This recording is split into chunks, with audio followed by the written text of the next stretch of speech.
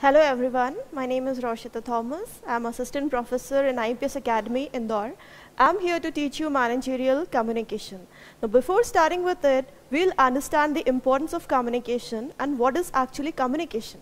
So what is communication? Communication is actually the transmission of information, ideas, views and thoughts to other person.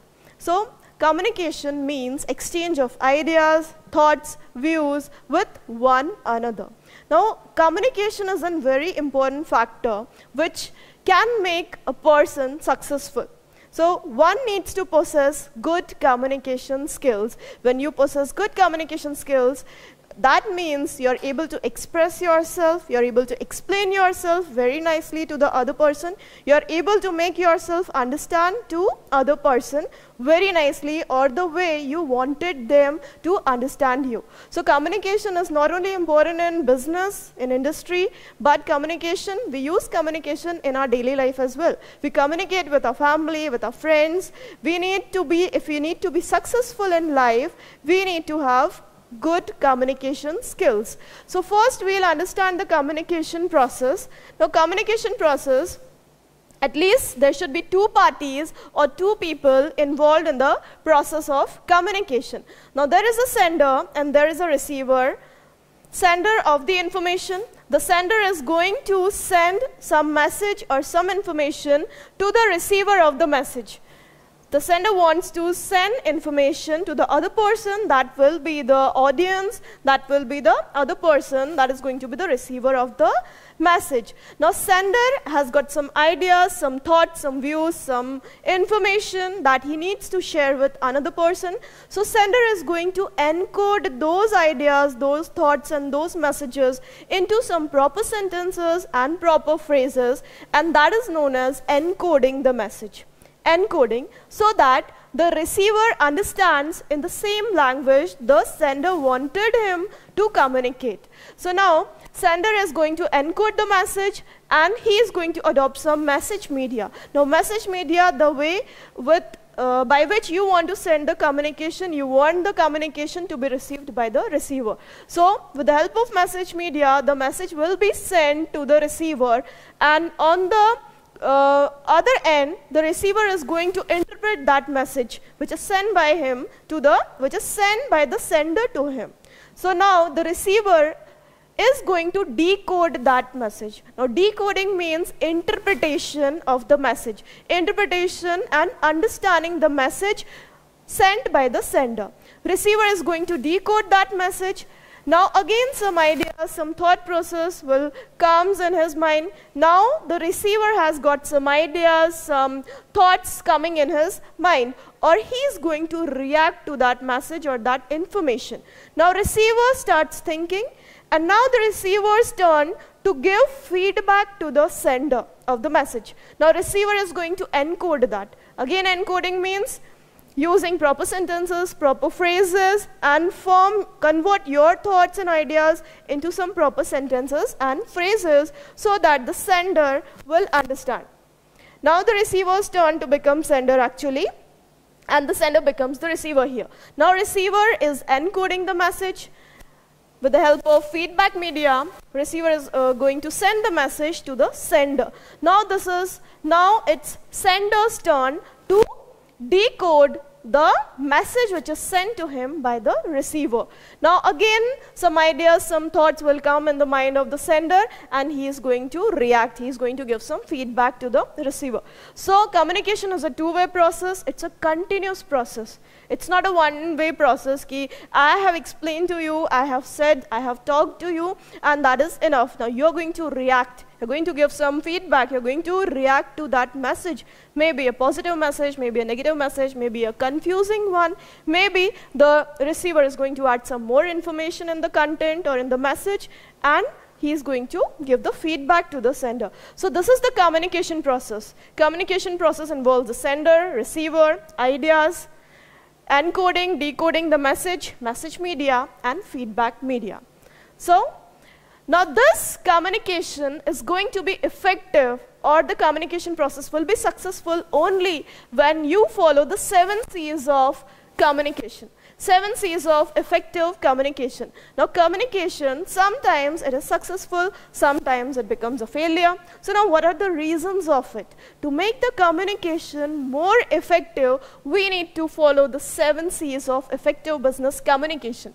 Now, the first one is clarity. Now we are understanding the 7 C's of communication. Clarity, correctness, completeness, conciseness, consideration, concreteness, and courtesy. Now the first one is clarity. To make the communication effective, to make it more impactful and effective to the other person, the message should be clear. First of all, the message which you are giving, which you are sending to the receiver, to the audience, that should be clear. Properly pronounced, the message should be clear. There should not be any miscommunication. So the message should be clear. Next important thing to keep in mind is correctness. Whatever information you are passing to the other person, that information should be correct. It should not be incorrect. Otherwise, it will be a waste. It will not solve that purpose of communication. So the message which you are sending to the receiver, the information or the message should be correct. Next important thing, next important 7 C's, next important point to keep in mind is completeness. Now the message which you are sending to the receiver of the message, that should be complete. The message should not be incomplete. Otherwise again, it will not solve that purpose. So message should be clear, it should be correct, it should be complete. Next important thing to keep in mind is conciseness. Now conciseness defines the brevity of the message. The message should be brief, in brief. That means it should be to the point, in brief. Concise means in short, right? So that the receiver of the message may not confuse what to take out, what important points to take out from the message. So the message should be in brief, it should be in concise manner so that the audience are able to understand it. It should not be unnecessarily elaborative. Fifth point we are covering here is consideration. Now consideration means the speaker is supposed to keep himself or herself in place of the audience. Consideration means whatever I am speaking to the other person, I should how the other person is going to react, how the audience are going to react in that case, right? So I am placing myself in the place of the audience. So I need to consider the audience, how they are going to react, what they are going to feel, right? So that will be consideration. Now the sixth point is concreteness. Now why we are communicating? There should be some purpose behind it. There should be some strong reason behind it. So that means the base should be strong. Why we are starting the communication? What is the reason why we have started the communication and why we are interacting? So the message or the communication, there should be concreteness in it. Next important point we are covering, next important C is courtesy. Now courtesy means way of speaking. That should be humble. The way you treat other people, your manners, that is courtesy. So courtesy should be there. That means whatever you are speaking to the other person, that should not offend the other person, right? So that should not make the other person feel bad, insulted, or angry. So there should be courtesy while you are speaking to the other person. So you are supposed to follow these 7 C's of communication to make the communication process effective. So we have covered clarity, correctness, completeness, conciseness, consideration, concreteness, and courtesy. Now through pie chart we are going to understand through which, how we communicate, right? Now I have drawn this pie chart and we make ourselves understand verbally only 7%. Using verbal communication, we express ourselves only 7% of the times, right? Other things through which we explain ourselves or through which we communicate is 37% we use paralanguage. That means paralanguage is something, how something is said, in what manner, in what sense. Whether something is said in a funny way, something is said in a sarcastic way, in a negative way, or in a positive way. So paralanguage means how something is said, in what sense. And now 56% times we express ourselves with the help of body language. Body language is a set of body language covers your eye movements, eye contact, facial expressions, your body posture, your confidence level, your attitude, your dressing sense, everything. So 56% of the overall communication, we communicate or we send messages or we express ourselves with the help of body language. Right. Now, the communication process is going to be successful only when we follow these 7 principles or 7 C's of communication. Now, there are some barriers which we need to understand. There are some hurdles which makes the communication less effective. Now, we are going to do the barriers in effective communication. Now, we are starting with barriers in effective communication. Now, there are some barriers which makes the communication less effective. Now, we are going to do semantic barriers, psychological barriers, personal barriers, physical barriers, and organizational barriers. Sometimes the communication is not that effective, and what are the reasons behind that? Now, these are the reasons behind it. These are the barriers. Now, the first one is semantic barriers. Now, semantic barriers means problem in using the words or pronouncing the words, incorrect pronunciation, use of improper words, use of double meaning words, so that will be semantic barriers. Next one is psychological barrier. Now, psychological barriers means the thinking, it depends on the thinking of the listener or the audience, it depends on the thinking of the listener. Now, the listener is not interested in listening to the speaker, lack of interest, lack of, or maybe some personal liking or disliking, not liking the speaker. So, psychological barriers, that means it depends on the psychology and mindset of the listener of the message. Next comes the personal barriers. Now, personal barriers covers lack of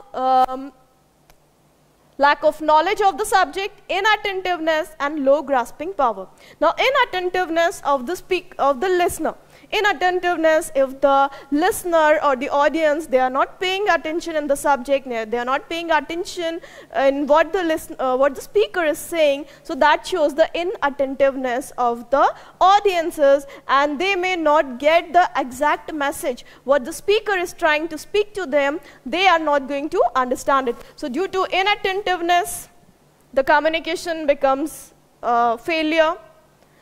Low grasping power of the audiences or the listener, low grasping power, low memorization. They are not able to grasp what the speaker is actually trying to speak.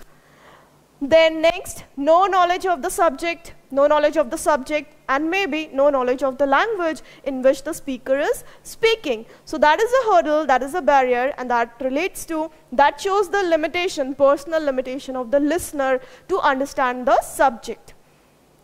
Next barrier, physical barrier. Now, physical barrier, we can say the external factors or maybe the uncontrollable factors. Now, crowded place, you are standing in a crowded place and you are talking to someone. There are noise, there are disturbances, so the communication will not be that effective. No network issues, these are the external factor, or that depends on the location where the sender of the message and the speaker of the message are standing or from where they are communicating. So these are the physical barriers. Next comes the organizational barriers. Now, organizational barriers, the loopholes in the organizational structure, or there is no proper smooth flow of communication within the organization. So that is considered as organizational barriers. Now, within the organization, the communication flows in upward direction, in downward direction, and in horizontal direction. Right? So there is an organizational chart. Right? Now, the organizational chart shows the roles, responsibilities, and duties of the staff, of the members who are working within the organization. So, when you have appointed someone to send the message or to circulate the message in all the departments within the organization, if that person is not that responsible enough, so how the communication will flow in the organization? there will not be smooth flow of communication in the organization. So certain loopholes, certain limitation of the organization itself, maybe the communication is not flowing properly in the organization, so that is considered as organizational barriers. So we have done the barriers in effective communication, semantic barriers, psychological barriers, personal barriers, physical barriers, and organizational barriers. So we have done the communication process, we have done the importance of communication, we have done the 7 C's of effective communication, and we have done the barriers in effective communication. So revise it. Thank you so much for now.